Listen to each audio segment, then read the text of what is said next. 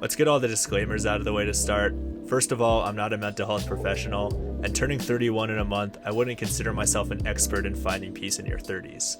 But at the end of the day, I think that's what's going to make these videos more relatable to most of the audience is I'm trying to figure this out like everybody else. 30 is seen as this pivotal age in society where everyone thinks you should have your life figured out, whether it's your career, your family, your relationships, whatever it may be. But the reality is, most of us are still working through that. I found for me, turning 30 is an opportunity for me to process a lot of what I've been through in my 20s. Because I'm being honest, it's hard to remember a lot of things that happened along the way. A lot of the times you're on autopilot, focused on your career, focused on just trying to have a roof and food over your head. Food over your head? Yeah. Obviously, I'm still working through things, you can tell. I spent my 20s focused on developing my career, figuring out which direction would be best financially for my family, being able to essentially be in survival mode for a lot of it, to be able to get to the point where when you turn 30, things aren't perfect, but it's comfortable. And a lot of what I'm doing now at the age of 30, going on 31, is processing a lot what I went through in my 20s. Being able to try and have all those memories where I was really on autopilot on this grind most of the time, to process a lot of those memories and experiences and be able to figure out what does that mean for me as a growth. And a lot of what I took out of it, honestly, was that you've had those experiences, you've had that grind in life, but you don't need to be defined by your past.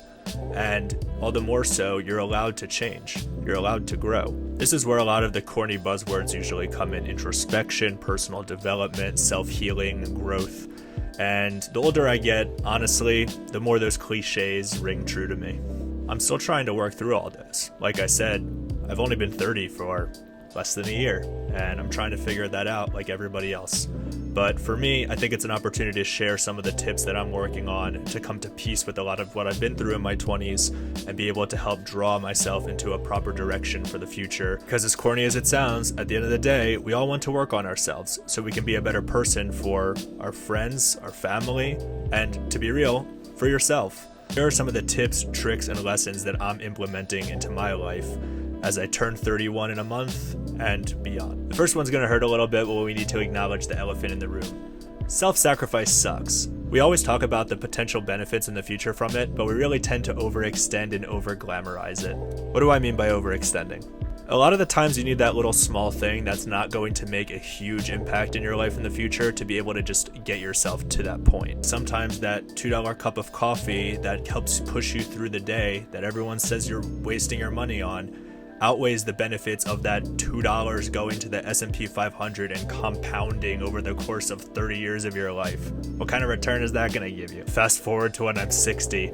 Oh boy, I'm so happy I put that $2 into the S&P 500 30 years ago. Now I have $34.90 with a 10% annualized compounded return. I can retire. Maybe by then I can live off the dividends. Sheesh. So yes, self-sacrifice is important for bettering your future. Just don't let it get out of hand. The thing what I'm really trying to do and focus on now that I'm in my 30s is actually looking back at old photos. I feel fortunate that I was able to find a lot of old photos on my phone, Dropbox, Google Drive over the years that helped me reshape those memories, to be able to kind of go back in my head and re-experience those and say, oh yeah, I forgot about that. That was hilarious, or that was a great time. It not only helps process a lot of the experiences that you had, but for me, it actually helps me remember a lot of the experiences that I had. And I'm not gonna lie, instead of scrolling through my phone aimlessly on social media, just looking at nonsense, it actually feels really wholesome to scroll through old photos on my phone. Pictures of family, friends, pets, that just bring my heart back to those beautiful, simple things in life. Another one I like to point to is what I call most people don't care. Let me explain what I'm talking about because I couldn't think of a better way to title that. Let's say you first started going to the gym, you're not the most in shape. You're always freaked out about, oh my god, they're gonna be looking at me from over there, they're gonna see that I'm lifting the lighter weights. Or you go to a restaurant or a movie by yourself and you're sitting there, you think everyone in the crowd is saying, oh, they're sitting by themselves, they must be such a loser. The reality is, no one cares. Everyone's too busy with their own problems to be focused on that. If someone's biggest concern is that you're lifting the light weights at the gym or you're going to a movie by yourself, they have a lot bigger problems in life they're not focusing on. The reality is, no one cares, so focus on your own experience. If you like being by yourself, enjoy it. Something else I'm trying to do is refocus on the lost art of simpler times. A lot of us have that point in time we call the simpler time, in which we weren't so distracted by the world of social media or our career.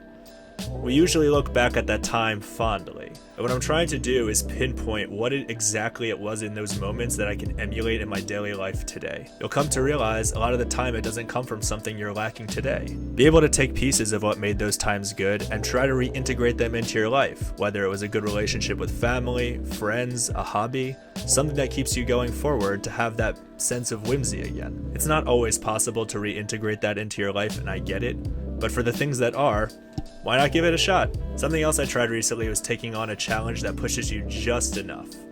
I am not an athletic person, but I signed myself up to do a 10-mile run. It was probably a stupid decision. I didn't train. I was just convinced myself that the energy of the runners around me will help push me forward to the finish line. But the point is, up until that point in my life, I think the most I ever ran consecutively at a time was like 3 miles. So 10 miles was gonna be a stretch. Thing is, there's a very low cost of failure. The worst case scenario is I wouldn't have finished the race, which sure would have sucked, but it's not gonna set you back in life by any means. At the same time, it was a new experience to physically and mentally push myself out of my comfort zone and try something new.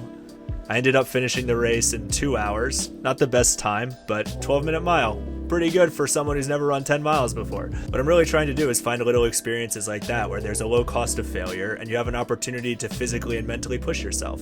Now, a lot of the things that I talked about now aren't new. They aren't innovative, and like I said, all the cliches in life are true. Step outside for 10 minutes in the middle of the day. Clear your head, get some fresh air, get some sunlight. But the reality is these are all things that we know to be true, just don't take the time to focus and work on. So like everybody else, these are things I'm focusing on in my early 30s. Being able to propel myself forward in the future. There's no magic fix. Like I said, I'm still working on a lot of these things myself, and they take time. And you know what? That's okay. Thank you for coming to my TED Talk. Catch you guys in the next one.